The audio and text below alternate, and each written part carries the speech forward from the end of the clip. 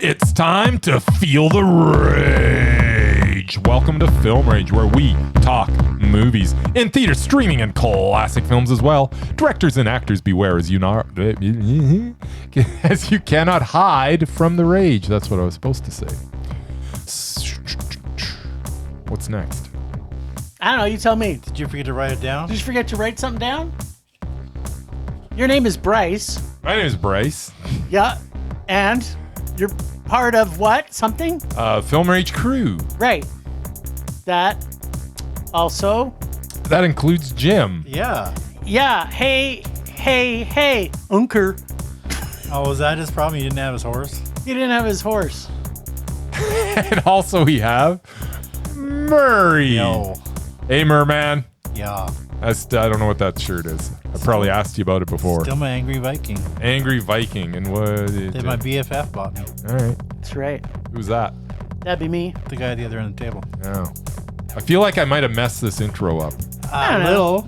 It's only been like 72 of them that you've done that, so people are expecting Out of the it. 272 we've That's done. not bad. That's like 1 out of 4. After 273 episodes, yeah, 1 in 4. Not bad. Our listeners kind of expect it. Yeah. David will send us a message. David, we trust David. So with the introductions out of the way, let's rage on.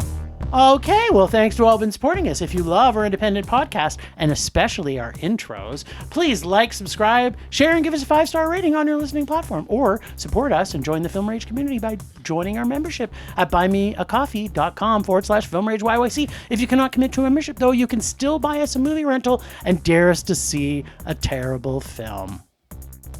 And we'll watch it if played anywhere in the world. And we don't care what genre. We'll just watch it. Because that's what we do. We watch terrible movies to fuel our rage. And on that note, let's get to raging. I think you need to crank that a bit. What would the amazing merman predict? What would the amazing merman predict? Will he predict the rage or will he predict the Mondo. Will he tell us all what Jim and Bryce saw at the movies? Here he comes and now you better watch out, kids. He's coming swimming to you. Swim, Murray, swim, Murray. Swim, Murray, swim. Swim, Murray, swim, Murray. Swim, Murray, swim. Swim all the way to our hearts, our little hearts. Well, ironically, I don't have any rages this week. I'm probably wrong about all of them, but yeah. So yeah, 5 movies you guys got to. We did. Good for you. Well, Almost 6. Technically 4, unless you actually didn't see it, the other one at the festival, which we didn't. I thought you were going to that. No, we didn't see anything at the at a festival. What were we supposed to see at the festival? Anora was the big one at the festival. Oh, Anora. Yeah, we didn't see that. Sold out all 3 times that Yeah. it was there. But we knew it was coming out, so that's why we didn't see Right it. on. We might have missed my favorite cake instead. So Yeah. That would have been awful. And that would have been the worst day of my life. All right. Well, technically you wouldn't have known. Heretic. Which of the 5, I may have gone to that one because it had the Hugh Grant, The being hugeness. very creepy, and had a couple of those Bible thumper girls who Yes. always knock on your door and try to sell Jesus to you. So yeah, Come and knock on our door. I probably would have tied them up and done things to them too, just to get them to stop. That's not what he did, but Yeah, okay. he did. If he was a serial killer, is all Yeah, he's saying. no, Yeah, I thought he He's was. not meaning if they come and knock on his door now. He is absolutely not a serial killer. Wow. Yeah, from what I saw of the trailer, which I watched again, it seemed like one of your what do you call it? Cube movies. Okay. Cube, the Maze Runner, whatever. Yes, it's just like the Maze Yes. Runner. There you go. If the Maze Runner was If the Maze Runner was nothing like the Maze Runner, yes, that's this movie. I don't know. So maybe kind of scary. It's an A24, so It's A24, so you know it's going to be at least. I know you guys aren't going to rage about it. The that's odds are that we won't when it's A24. All right, well, let's go Meh for Bryce and Jim Mondo. All right. And for Bryce, Mondo for Jim. If anybody's keeping track at home. Yes. Nobody cares. Yeah, they do. In fact, this is the only segment that people listen to this and then they hit stop and then they don't listen and then to they the, then they go watch- they don't even watch go the onto the movies. website, see if you were right, and that's it. Wow. That's right. That's very sad. That's the feedback I'm getting. Then we It is have what it is. Blitz, which is looks like World War II period piece. Yes. It's exactly what it With looks like. everyone's and favorite exactly Irish what it girl. is. Yes. Saoirse Ronan. Ronan. Ronan. I don't know. I think I got her name. Did I get it that time? I No, think you're not pretty even close. Nice. She answers I to don't that. know. Schwarshy Ronan. So- Is that right? No, Swedish chef. That's not her name. I think I nailed it. Anyway, it's a period piece. I'm sure she was great in it, but probably double man. Okie doke. Double meh. If you're keeping track at home. Anora, which, as I mentioned, was at the International Film Festival. Of the Calgary I think variety. it ran 3 times, and all 3 times it was sold out before the festival even started Wow. because it won the big prize at Cannes or whatever. Yeah. Oh, did it? I didn't It even did know win that. some prizes. People didn't even know what it was about or if they were going to like it. They just know that it won the big prize, so they wanted to see it. Yeah. That's what happened. That's what prize people do. So, yeah, I don't know. I've heard a lot of good things about it. That's called Double Mondo. Okay. Double Mondo, in case you're keeping track at home. I thought you were keeping track. Is you have the pen in your hand? He knows. I remember. Yeah, right. I got a mind like a steel trap. Well, luckily for you, I wrote it down. Nice. Nice. Small things like these, which I had never freaking heard of. Did you watch the trailer? I did. Small Still don't know what the things hell. like these. It's got the Sam Jackson and a couple other people in it that probably I you guys like. think you're in a different movie. No, Yeah. I'm pretty sure Sam Jackson was in it. No, Sam Sam Jackson is not in the this movie. piano lesson. That's oh, right. sorry. I watched them all today. So who the hell is Small Cillian Things Murphy. Is Cillian Murphy. Cillian right. Murphy. I jumped ahead of myself. Also So, in yeah, Ireland. Cillian Murphy also like some kind of period piece. And there were nuns in it, so I know you guys love Nuns your are nuns. fun. You love your nuns, so let's go double mondo with that one. All right. Nuns. Then we go to the piano Nuns lesson, are which good. does have Sam Jackson in it. Yes, that That is- does have Sam Jackson. And That a is few other correct. African American actors who That you is guys correct. enjoy. Yes. Yes. But it still looks pretty slow. Let's go double man. All right. Double Yeah. man. So yeah, Psychic powers are no pretty rages, strong. which I'm probably wrong about. Yeah, never know. Wake me up when it's over. All right, wake me up before you go. It's time to speak about Heretic, Bryce. So, Okay, Heretic. Sister Barnes and Sister Paxton of the Church of Jesus Christ of Latter-day Saints yes. arrive at Mr. Reed's home, as he has requested more information about their religion. This is basically where the film begins. From there, Mr. Reed convinces the pair to come into his home, where he proceeds to interview them about their beliefs. He has convinced them that his wife is home and is baking a blueberry pie. Through a series of back and forth, they are confronted with the question of whether they believe in a higher power, if their belief is genuine, or do they believe it because they've been told to believe it? Kind of like, do they believe that Mr. Reed's wife is actually in the kitchen because he told them so? Yes. Or is she buried in the cellar? Maybe. That's my vote. So the first 2/3 of this are brilliantly executed with great acting, fantastic writing, and genuine tension broken up by some extremely funny moments. Then in the last third, there is less talk and more action. Yes. Things are revealed. Yes. And if you are comparing the last third to the first 2/3, there is a drop off in entertainment value. Yes. But that is not to say What? that it isn't entertaining. What? Just not as much as the first 2/3. Now, as for Hugh Grant as Mr. Reed, he has once again upped his game. It seems as if every year that goes by, I get like another performance from Hugh Grant that now I go, okay, well, now that's my favorite performance from Hugh Grant. Yep. And it's crazy because, you know, there've been How movies can he get later- any greater? How can he get any greater? Because this back half of his career, well, not back half, let's say back third 10 of his years, career, yeah. he's just been absolutely brilliant in everything he does. And he just gets better every time. Like, this is literally now my favorite Hugh Grant performance of all time. It's tied for me, but There you go. because I can't stop thinking about him as an Oompa Loompa. Yeah. Because he was pretty freaking outstanding. Yeah, well, and with this back end of his career, it's shown him to be one of the actors that when they are in a movie, I want to see it now. It's like, oh, Hugh Grant's in it? I want to see it. If nothing else. I'm lining up. He just had to stop doing rom-coms, that's all. Yeah. Anyways, this movie was like crazy entertaining with a slight dip at the end, but it is still completely Mondo. I enjoyed the first 2/3 of this so much.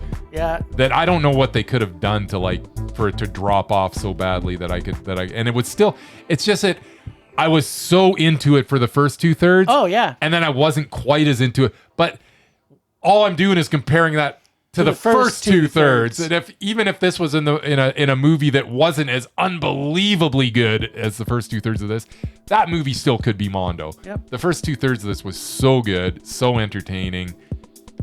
This was just so worth watching. I love this movie. This was Mondo. And Hugh Grant, my God, is he good in this? Well, we'll talk more in a minute, but let me tell you what I thought Yes. of Hugh Grant is now the face of evil. He used to be the face of rom-coms from Britain. But I guess cheating on your wife with a hooker can change a man for the better, I guess, because I haven't seen him in anything lately that he isn't absolutely fantastic. Now, I'm not saying we should all go and cheat on our wives, but if you're looking to escape the hell that is rom-coms, just like my man Pee-wee did, do something that changes perception of who you are. And I think that's probably why Hugh Grant just said, you know what, I don't want to be in rom-coms anymore. I'm going to cheat on my wife. I don't think it was because he was sexually addicted or, anything like that. I think he said, you know what, I'm done with rom-coms. What are you going to do now? What are you going to do with me now, Hollywood? So it was a career move. It was a career move. He may not have worked for a little while, but people knew it's kind of like, Hugh Grant will be back. He's too talented not to be back. Right? That's what I'm saying. That's a theory. Right? That's my theory. It's a theory, yeah. Yeah, so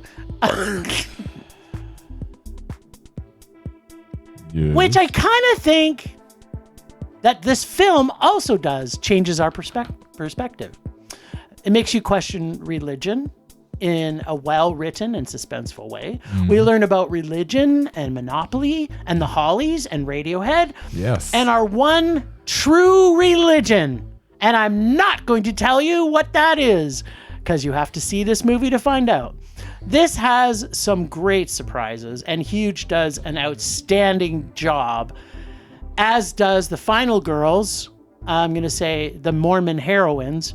Not Mormon heroin, which is a different thing you can buy out of Utah, but the Mormon heroines, played by Sophie Thatcher and Chloe East, who are basically the only three people in this, aside from a weirdly surprising sighting of, I almost called him Gopher Grace, but it's Topher Grace, who looks like he's started making his way back into Hollywood lately. Yeah, he has. He's been sneaking in everywhere. He's in that new Mark Wahlberg. Well, he wasn't even recognizable in this. When I saw the credits after, I was like, "What?" And then I was like, "That's who he was." Yes, he totally didn't look like Topher. I know, it's so awesome.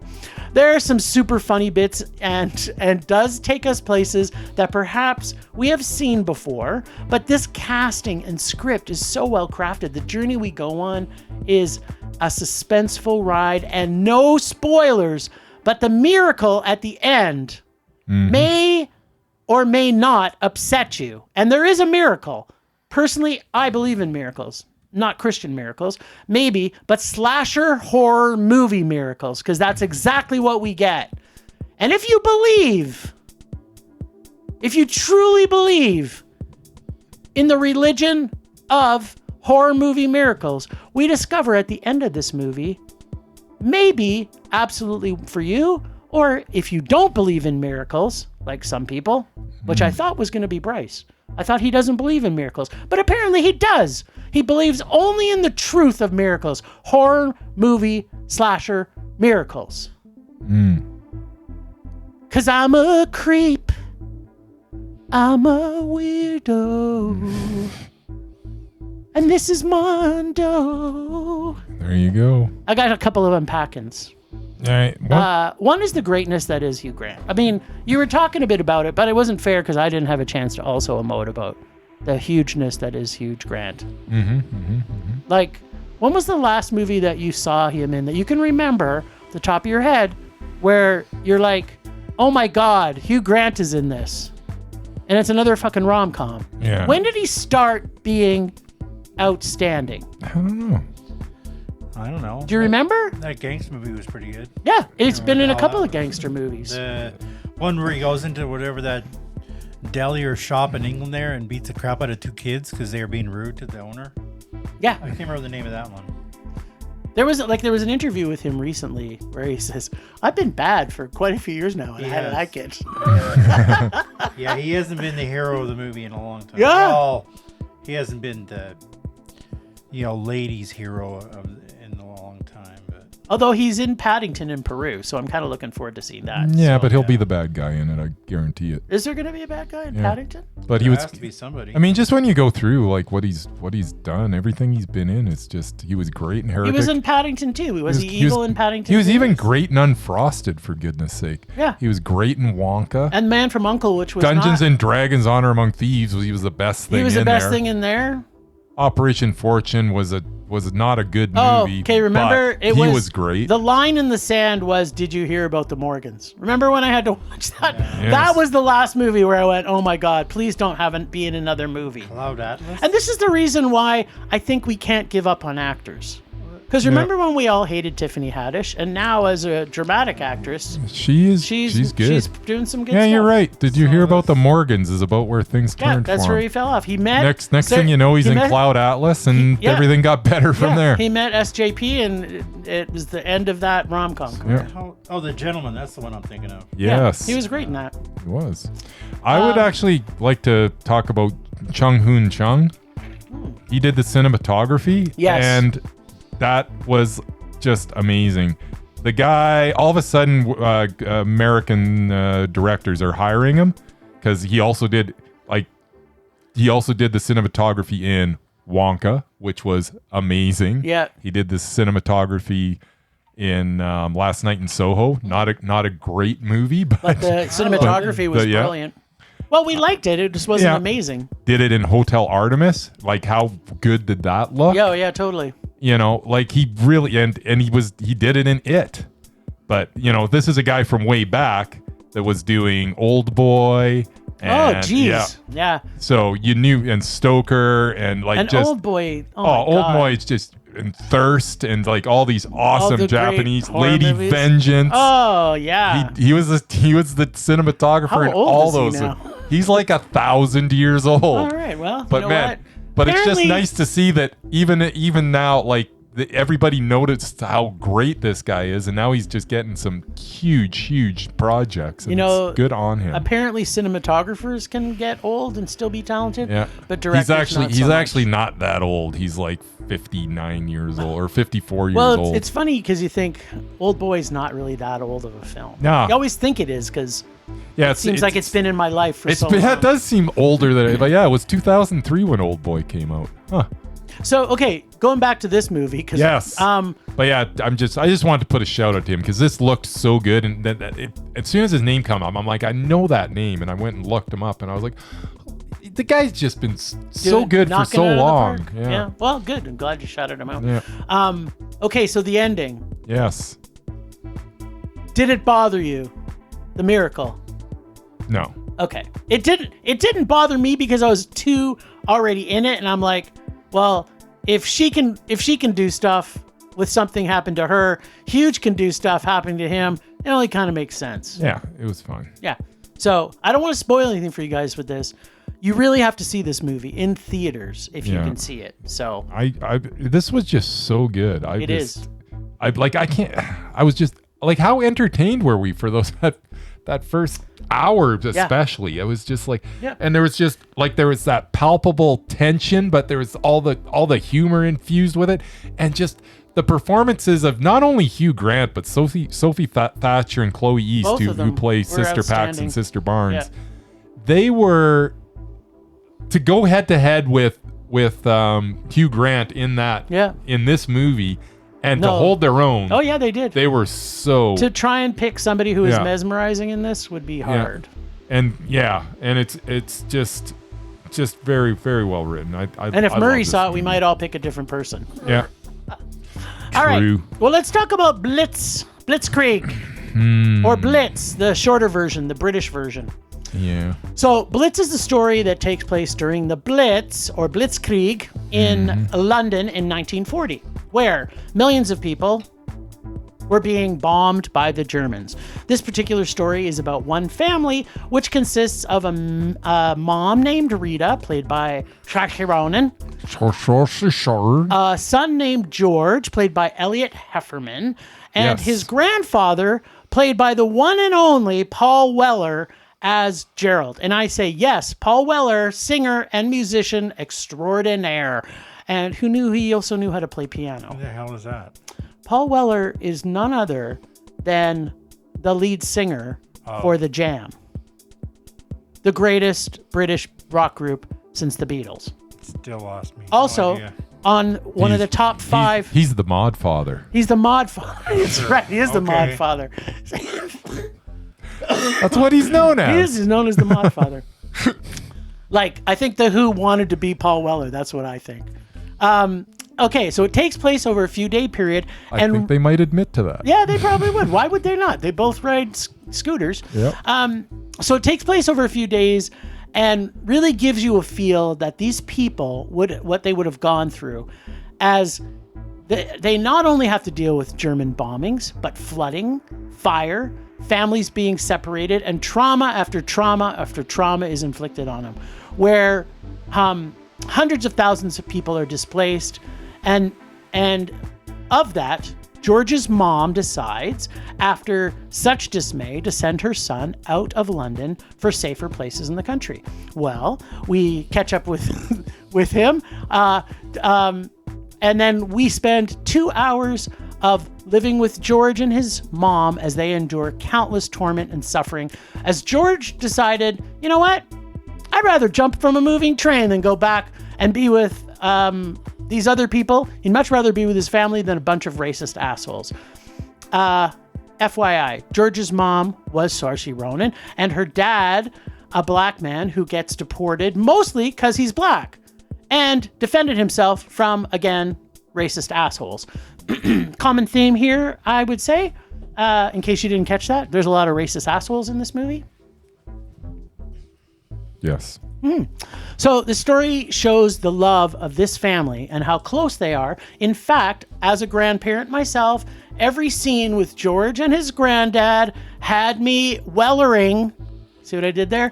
Up with tears, as I had connected so early on to their connections we saw that was formed between each of the 3 family members.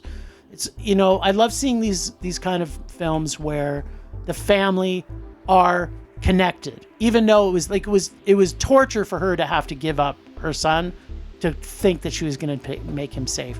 The story is tragic and humanizing as well as dehumanizing at times. They cover so much ground about the specific time in history, including racism, child labor, women's rights, and as how they are support how the women supported the war effort, and ultimately leave us with a few messages of both hope and actual despair.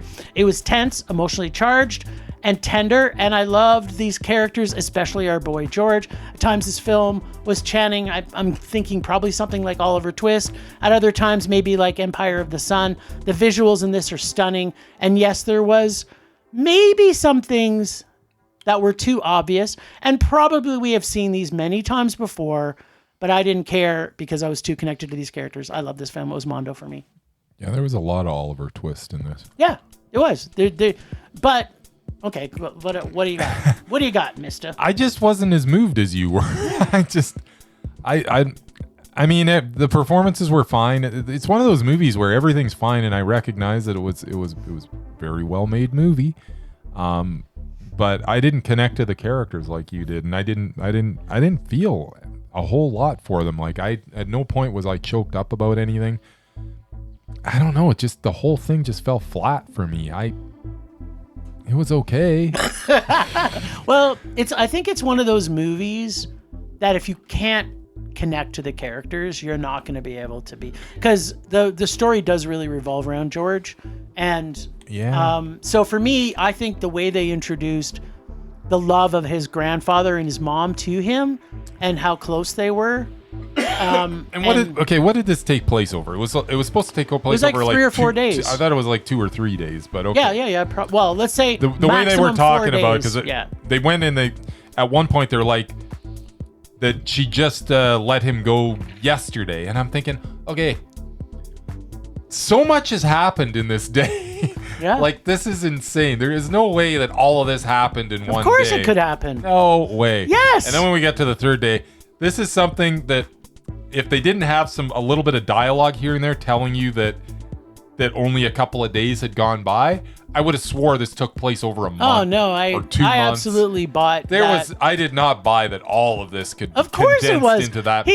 So they talked about the fact that he only drove an hour on the train outside of London before he jumped off. Yeah. So he's in a suburb of London. I mean, how an hour train ride? That's hey, fine. Murray, let's go back to grade 5 math. A lot of stuff happened in this movie. A lot of things did happen in this movie, and they were able to cram it in and that's my point. They crammed so much into this movie, which I was fine with, because some of it just didn't work. This is the shit that did happen over these 3 days. Yes, this is stuff that would happen, but there's no way that it could happen to one person. Absolutely. In this condensed amount of time.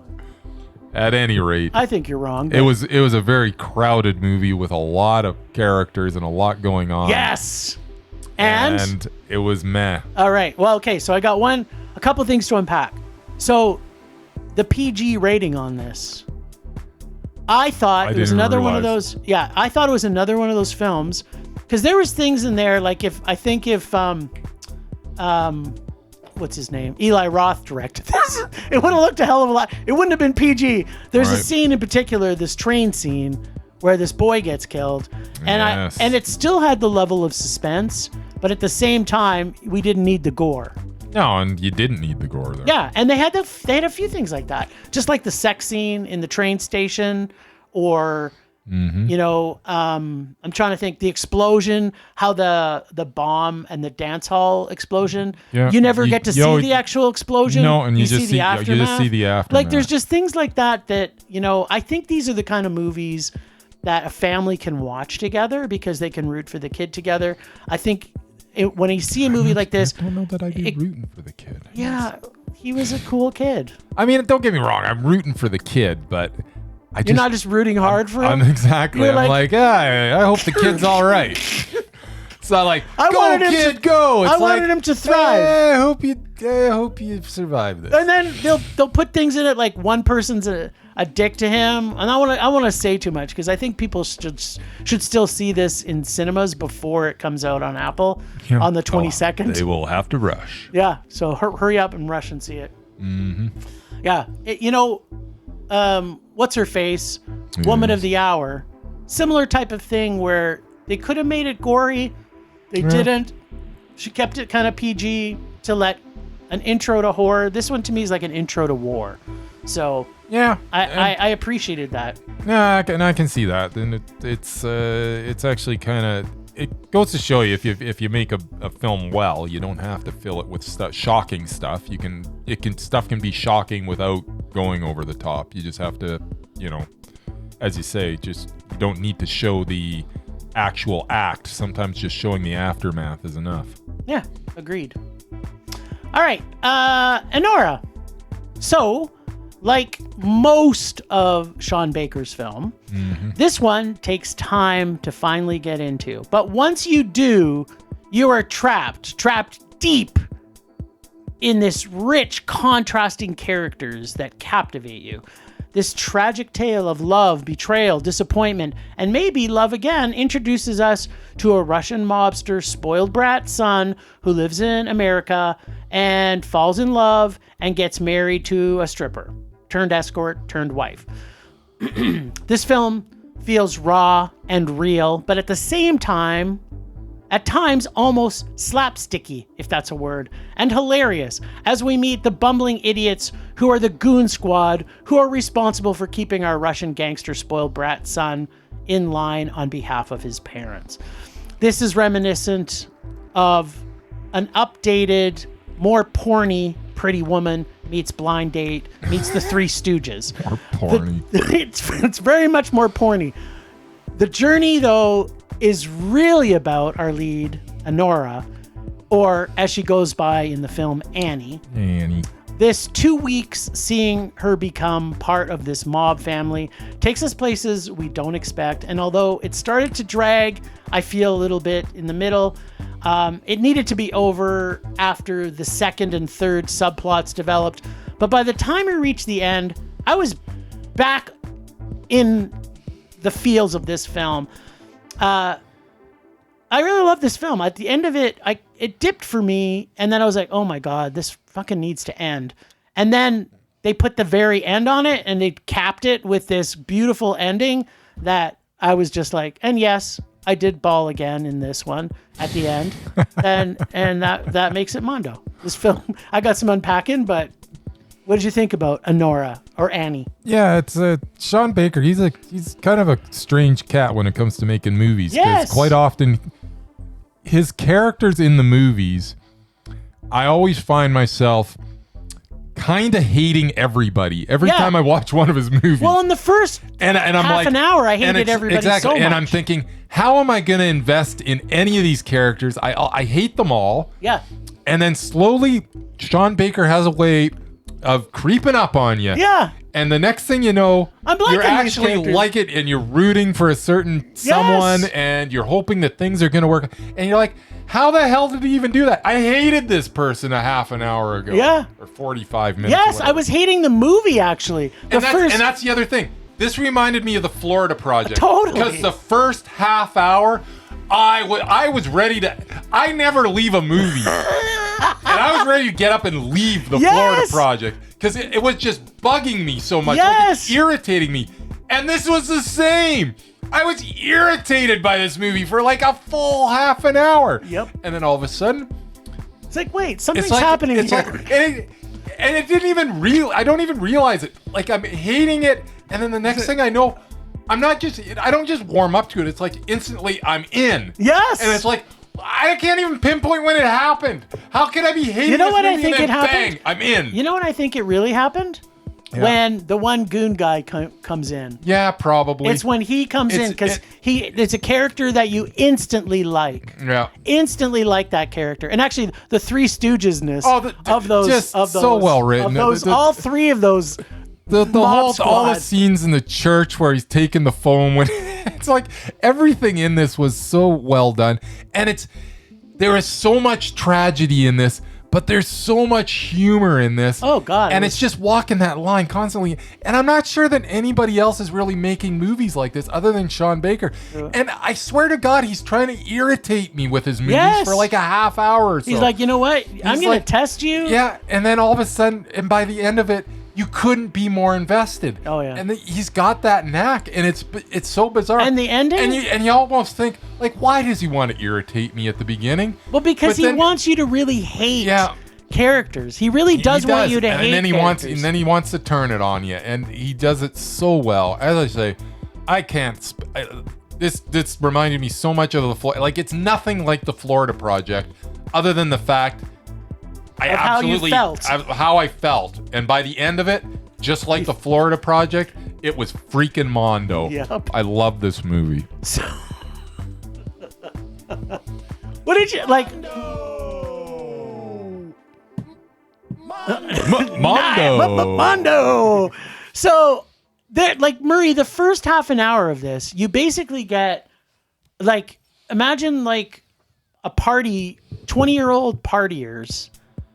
For half an hour, where they're just having sex, doing drugs, going to parties. That was the first half hour. Playing video games for half an hour. Just nonsense. Like, you can imagine how irritated we were watching this first half hour. And just cuts, like, boom, we're here, we're there. Just like everything in this first half hour was made to just absolutely grate on my nerves, from the way it was cut to like everything. It's just like, I'm hating this so bad. So bad. Me too. But okay, so okay, without saying what the ending is, did you not think this was the absolute perfect ending to this movie? It was absolutely the absolute perfect ending. Yeah, it like, was so good. If there was probably 10 different ways this could have ended. Yeah. And he found a way to make a perfect ending to this film. Yeah. So if anybody sees this movie in cinema, be prepared. You will be hating this for the first half hour. Yeah. And then I don't know if the rest of the people in the theater when we saw it, right? They were as laughing as much at the parts. Like you and I were like almost rolling on the floor laughing at the Three Stooges-ness of this. Yes. But we were alone in that. There's other people did not find this as funny as we did. Yeah. No, man. I was blown away by this movie. Yeah. As I say, I'm now looking forward to seeing every Sean Baker movie. Having said that, for some reason I still haven't seen that Red Rocket movie. And I'm not sure why I haven't seen it. It's really good. Yet. Well, we should watch it together. Yeah. All right. Okay. Small things like these. Sometimes doing the right thing, Murray. There's a lot of religion in this. Yes, it is. That's why our image for this poster this week is very religious. Heretic, big time religious. Yeah. Anora has a lot of religion. Yeah. Well, it's got, the guy that's looking after Buddy. Yeah. Yeah. Small things like these is super religious. 100% religious. Yeah, and then the piano lesson's religious. Okay, so it's small things like these is probably the scariest of the and Heretic was in this episode. I don't know about that. So anyway, I was going to say was sometimes doing the right thing is not always easy to do. That should be the subtext of this film. Not necessarily based on an actual event, but based on an infamous nunnery/convent. There's quite a few of them. Known for mishandling and taking unwed mothers' children. This is a story of one man, Cillian Murphy, who we soon realize is struggling with a heavy burden, both from his past and his current situation, and where he's at. Taking place in this small Irish Catholic town where the church, and in particular these select nuns, I'm going to put that in heavy quotes, rule the town. Cillian plays Bill, who he himself was raised by an unwed mother, but by a kind benefactor who, without them, he may not even exist to this day. Now, I'm saying this, although this does not come out easily in this story. Most is done through snips of his past and his brilliant portrayal of this soft-hearted man whose heart is weighted heavy, heavy, heavy. But we don't fully realize this. Why? Until we get further along in this film. It slowly, very, very slowly strings us along. Some people may have even found this pacing a little too dry for them, but for me, I was so connected to Cillian's performance, I couldn't get enough of it. Not since the strudel scene in Inglourious Bastards has there been as suspenseful a scene as we get with Bill and the evil overlord Mother Superior in a scene that I never wanted to end. The tension was so intense. I was just like, oh my God, please don't make this scene ever end. I want the movie, the next half an hour, to be just this scene. This film is a character study for the ages. Most of the way through the movie, not much feels to be happening. And you get to feel it through Bill's eyes. But slowly throughout the film, small secrets are revealed. Right up until the very end, you still don't fully understand everything that is Bill.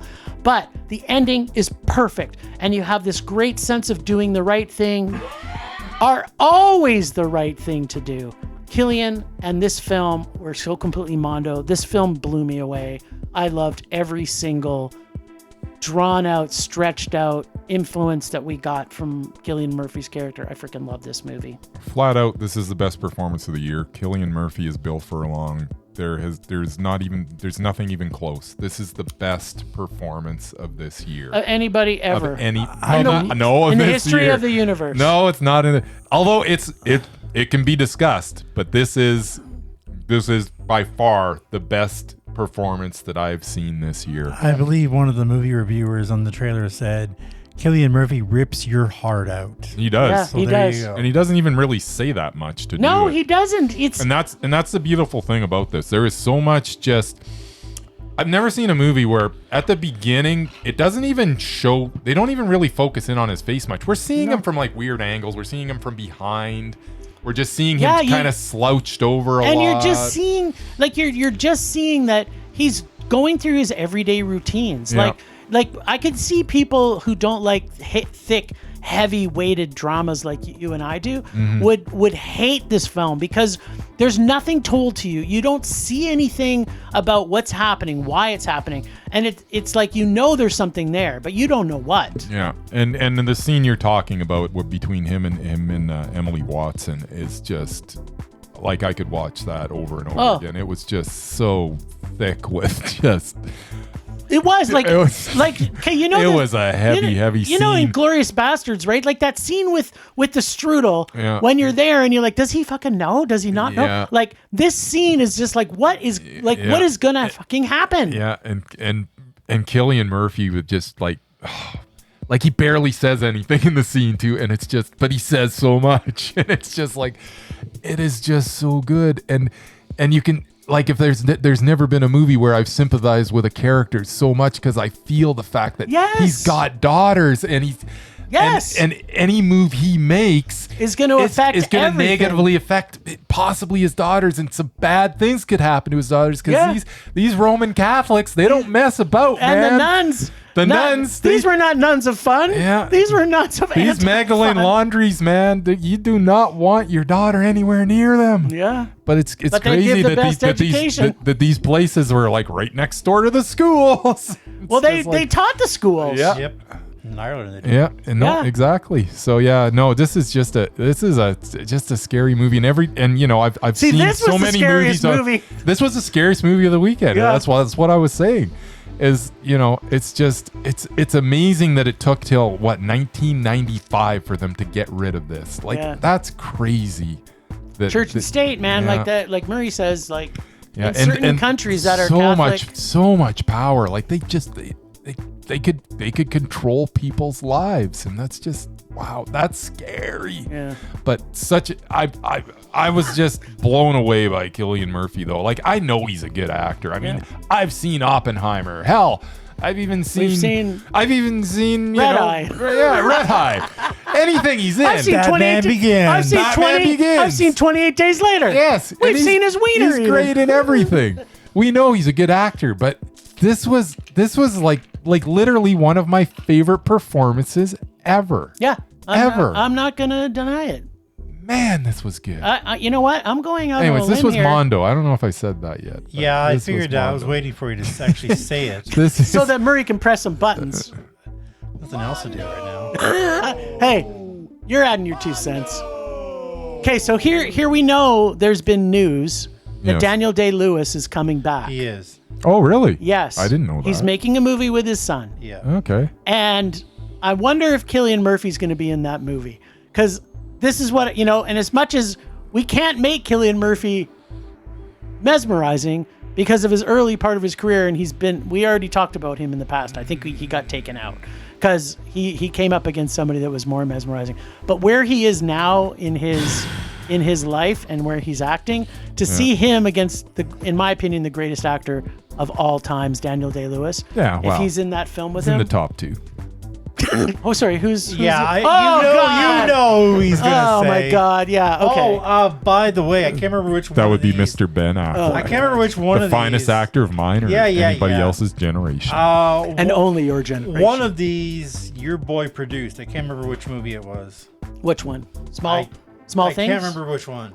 Well, Oh. you can look that up. Well, On the you're, list of credits, I saw his name. BA.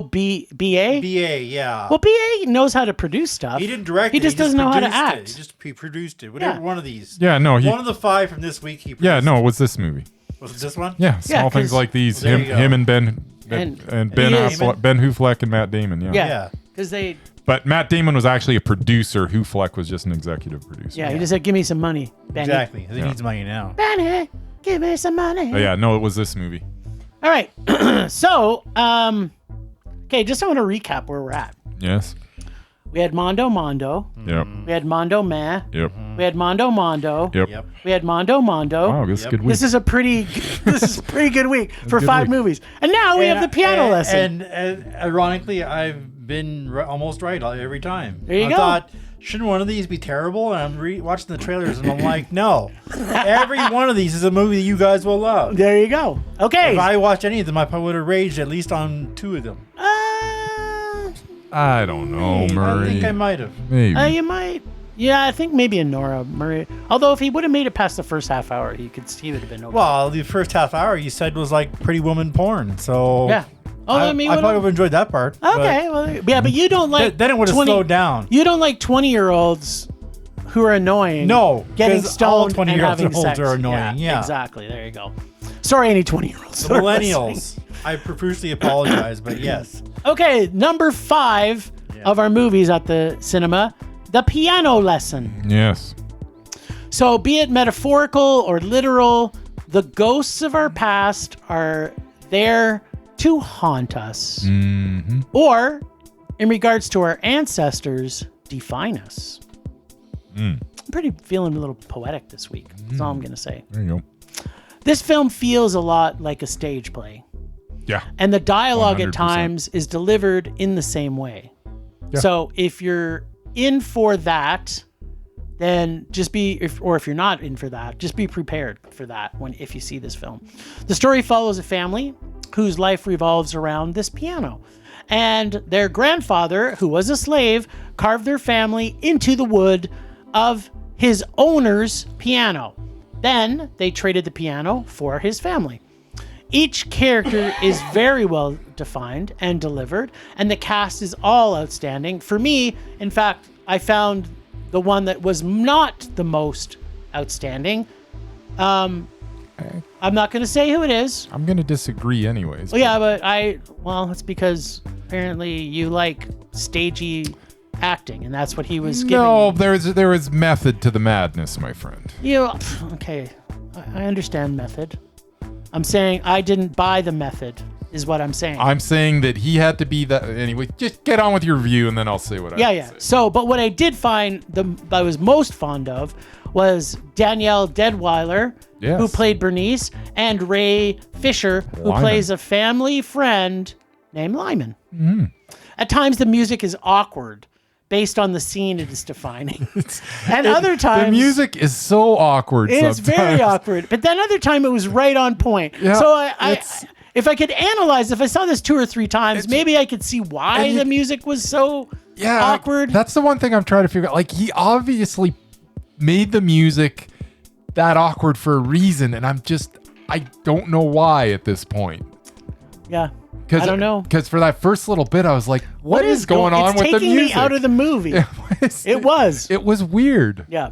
So this film also, it took me a while to fully embrace the dialogue, especially by John David Washington. For me, I was not enjoying his first, let's go 3/4 of this movie, he was annoying me. And I know he was supposed to be annoying me, but his acting was annoying me. I think he's better than this. Yeah, that's... Okay, go ahead.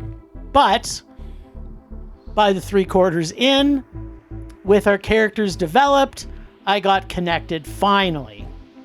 Then, after we have the whole story unfolding, I felt it found a way to start getting draggy. And then it got spooky. And then they found Jesus, and then everything was okay. And then I felt, you know what, this was meh. I kind of wished I liked it better, but I didn't fully like this whole movie. Yeah. I liked the ending. Yeah. I thought there was some good things in it. Some of the performances were fantastic. Yeah. But I just felt it wasn't a complete package for me.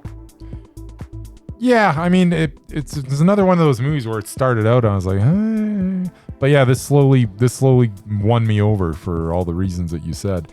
On John David Washington's performance as Boy Willie, in my opinion, it was very good, and it had to be the way it was because he was so over the top and everything, and Bernice, Danielle Deadwyler's Bernice, was so stoic and reserved, and you needed those two complete opposite dynamics for this story to work, in my opinion. And I thought that the way that he delivered was just like was great. So I'm a little confused by why you were so. You even mentioned it during the movie to me. Yeah, and I did. Like, I was not liking his performance. The reason I say that is because we've seen him in similar performances, not necessarily this period in time, but in similar performances. We've also seen other characters. I felt the acting was way too stagey, and it was him that was driving that staginess.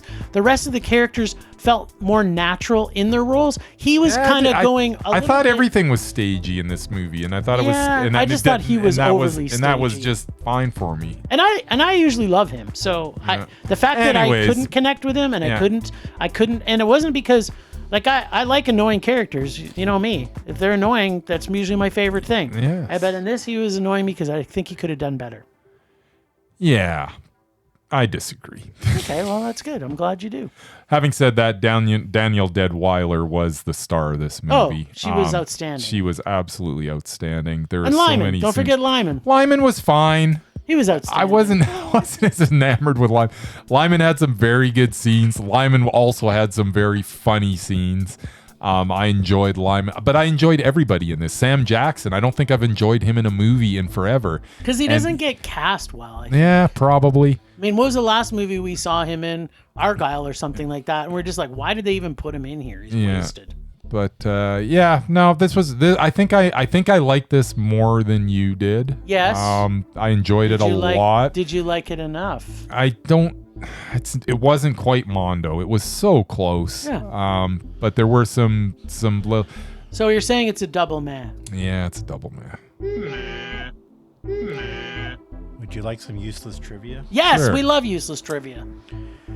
Samuel L. Jackson, John David Washington, Ray Fisher, and Michael Potts all starred together in the Broadway production of The Piano Lesson. Well, there you go. 2022 to 2023. There you go. Wow. So it was directly ripped from a Broadway play. Who knew? Which is why it looked like a Broadway play televised. It wasn't just look, it felt like it. Also, Who directed the Broadway play? I don't know, didn't say. Because it's kind of weird that Malcolm Washington's actually John David Washington's brother. Oh, Yeah, wow. well, this is the other piece of trivia, which I didn't make the connection until I read it. John David Washington, who was in the movie, Malcolm Washington, who directed it, are the sons of Denzel, which I did not know. Oh, I didn't know that either. Did you know that, Bryce? No, I didn't. I actually didn't know that. Really? No, yeah. That's a fact? Denzel's How did I not know this? Denzel's their dad. He also produced this He did movie. produce the movie. Yeah. Yeah. So there you go. There's your useless trivia for the day. Well, and you know, no, I'm not going to say it. I just think John David Washington's a better actor than his dad. That's all I'm going to say. I would agree. I would not agree. Yeah, well. Well, you haven't seen the last Macbeth he was in with Frances McDormand, where she took her foot and crushed him. I don't like Shakespeare, so I wouldn't have watched that. Yeah, well, But you like Frances McDormand, Everything else, I've and you seen like Denzel, and I love and you him like in. Denzel. So I love Denzel. all right, well, And I've seen like one movie that his son was in, so... Remember The Equalizer 3? Did you love that? Well, not all of it was gold. He's still good in it. I remembered Equalizer 3. Oh, I remember. He was still good in it. And I did not like it. And I did It not. doesn't like matter his if the story is crap. He's still good in it. I didn't think he was good in it. No. Yeah, he was. Anyway, agree to disagree. Denzel. Anyway, are you guys done now? Yeah, I think so. Sure. Anything else we need to say about the piano? No. I guess not. Yeah. Okay, then. I like the ghosts. Ghosts are spooky. Oh, baby. I don't know if I'm up for this, but I'll do it anyway. Okay. Music. It's very important to all of us, no matter what we listen to. Last week, you guys were talking about a certain composer who has done a few film soundtracks. Mr. Williams? You may have remembered. Mr. Williams? That's right, Mr. John Williams. Since I happen to have Disney Plus at the moment for the next 2 weeks. Oh, yeah, there's. Oh, did you watch it? I watched the documentary Music by John Williams. I was going to the other day, but I'm going to soon. I know we don't talk much about streaming things anymore, but honestly, I would have gone to see it in the theater if it was actually released. It was produced by Steven Spielberg and Ron Howard, two of my top 5 directors of all time. It's directed by some French guy I never heard of, but that's beside the point. It's not an understatement to say that the music of John Williams was the soundtrack of my life. More than any rock music, pop, country, heavy metal, or any other kind, the music for my favorite films of the 70s and 80s were 100% all his. Jaws, Star Wars, Close Encounters of the Third Kind, Indiana Jones, E.T., and of course my favorite, 1978's Superman. The list is just too long to name them all. In fact, I didn't even realize how much his music was affecting me growing up. He also composed some of the most recognizable TV show themes from the 60s and 70s. Now, about the documentary. What? It's not sexy.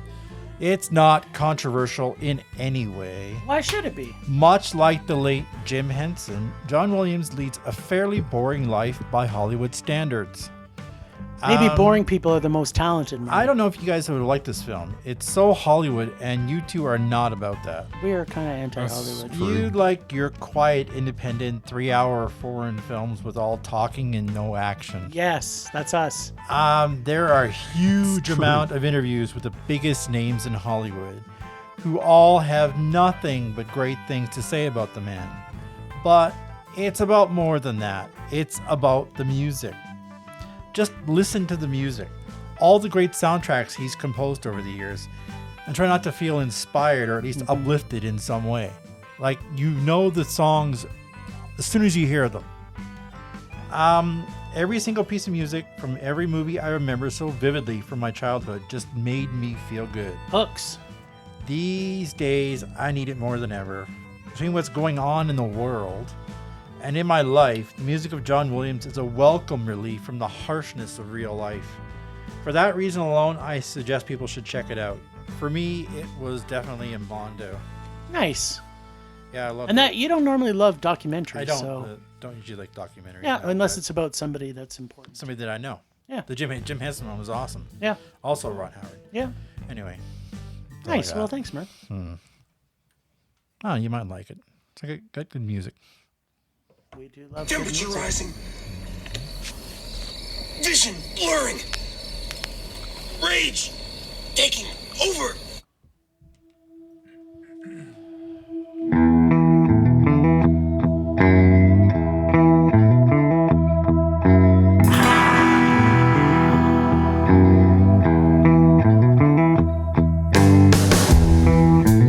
My sweet, sweet rage.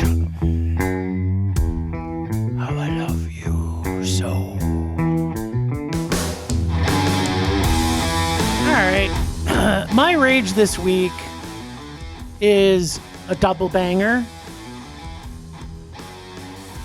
Do I have to see the fucking trailer for Wicked in front of every single movie that I've seen? Not only see it, but now they've got a third trailer. Yep.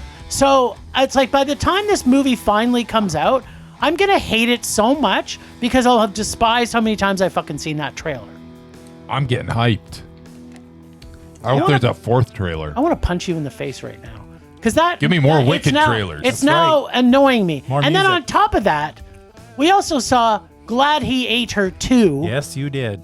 trailers in front of every movie I saw too. So we saw 5 movies. I got Gladiator and the Wicked film in both of those. All 5 of them. I'm like, what the hell's happening right now?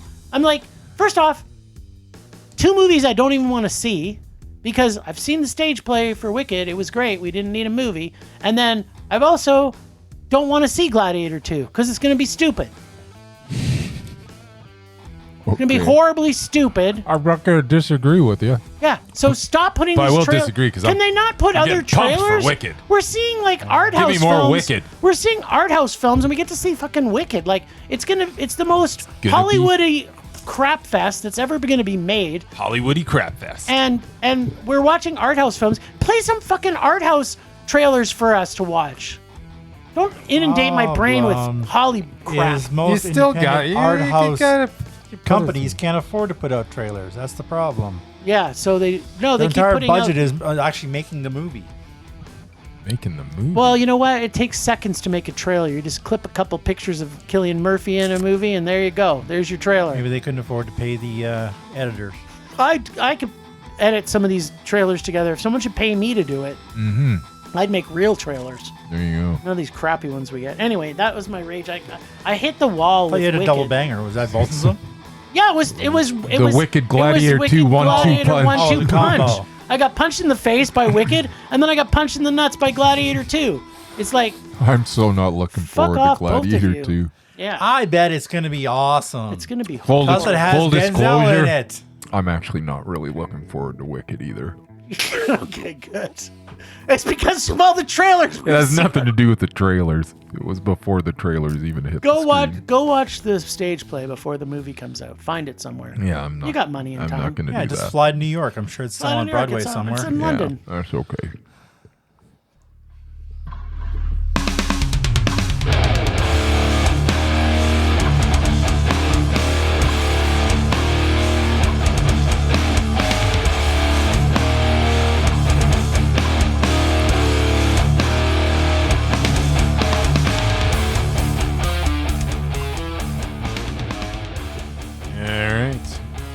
Yeah, my Is your trailer gonna be, or sorry, is your rage gonna be how you fucked up our intro tonight? no, that was pretty bad though, eh? Yeah, it was pretty bad.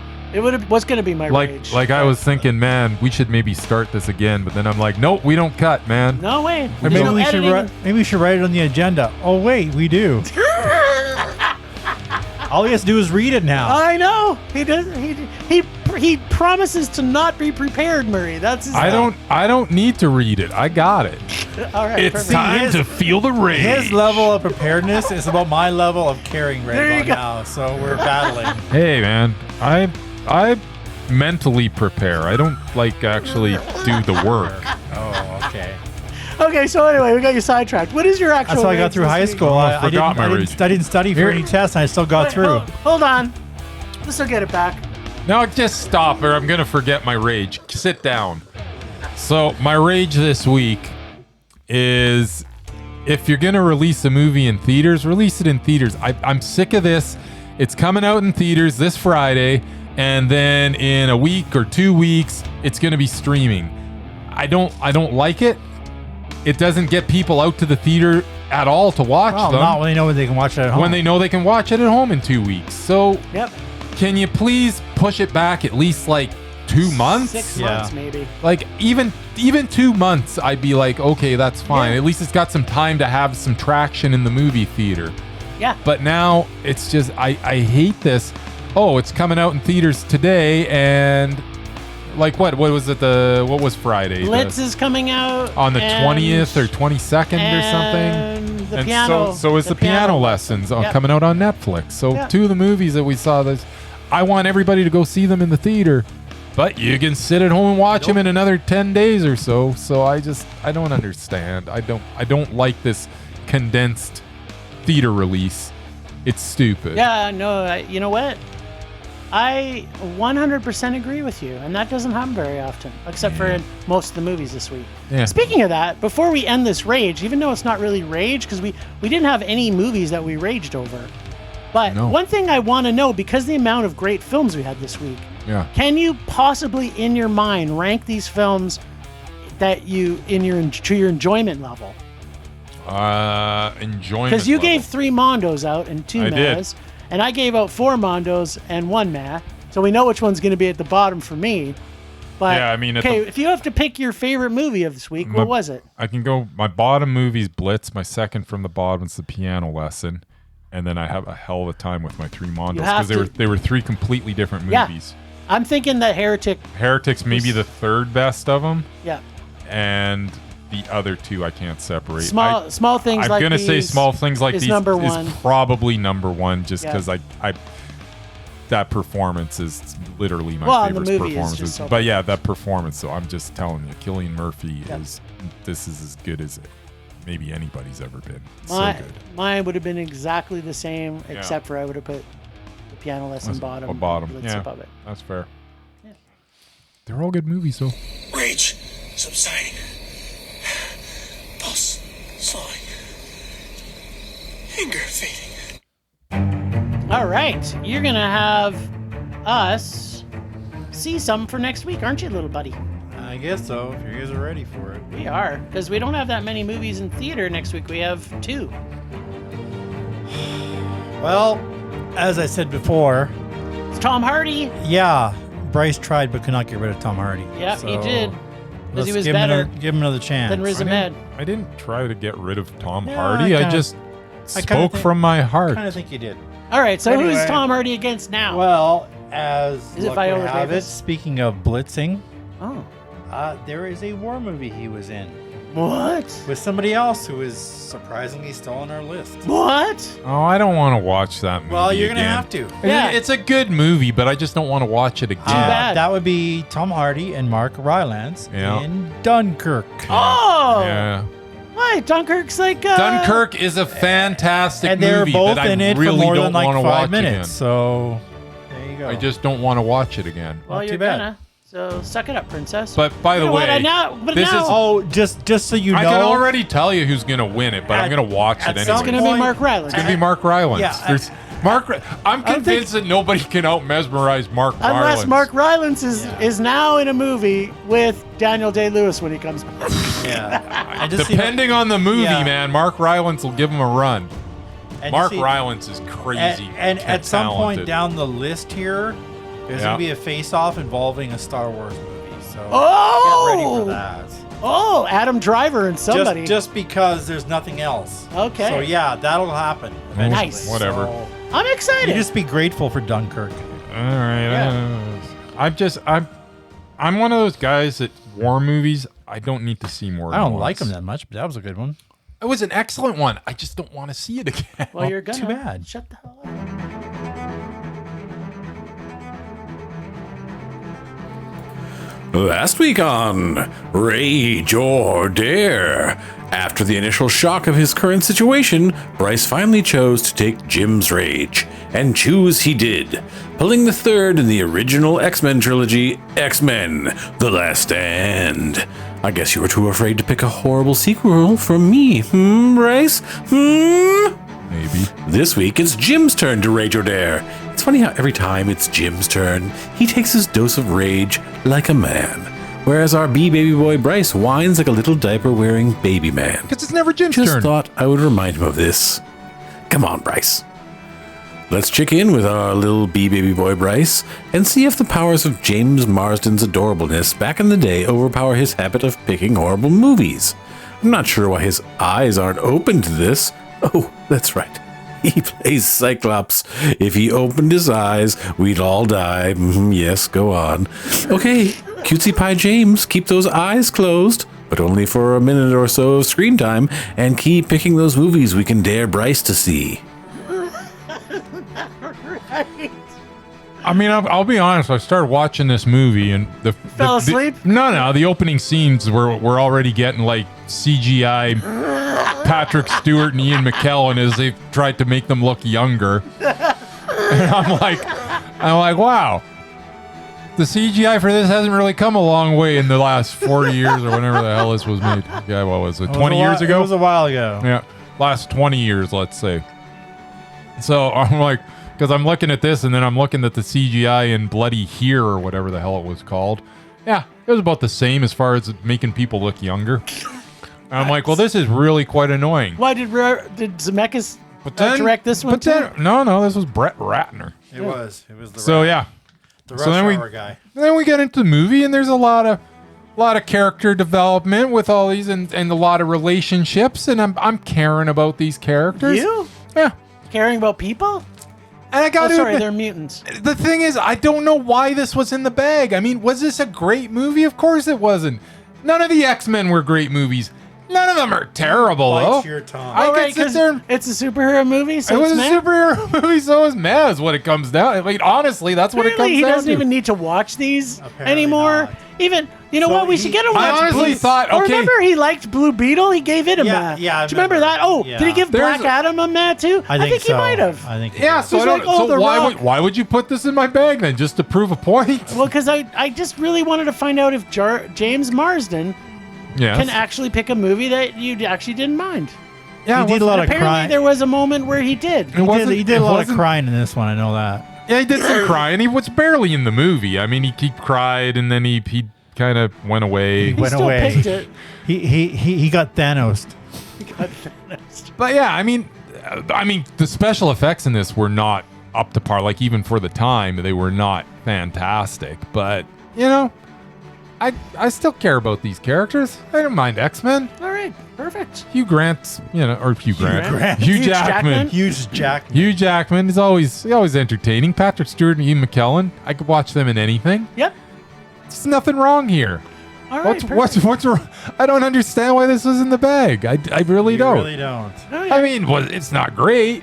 It's definitely not a rage. It's totally I meh. think you know what? It's a superhero movie, so it's a meh. You know what? The funniest thing about Bryce in general is action movies, which ultimately are also superhero movies. I but hate they're- action movies. Exactly. They're so his he hates. kryptonite, I get he it. hates action Actually, that's movies. not true, though. I do Yes, like. I you like like good action action movies. movies. Okay, You don't. was Drive an action movie with Gosling? Gosling, yeah. Yeah. It wasn't strictly That was an action. action movie, right? It wasn't. No, it was more of a drama. slow-paced action It was more of a movie. drama. They had like 2 chases Okay, and the rest was all that's slow. what all action movies should be, though.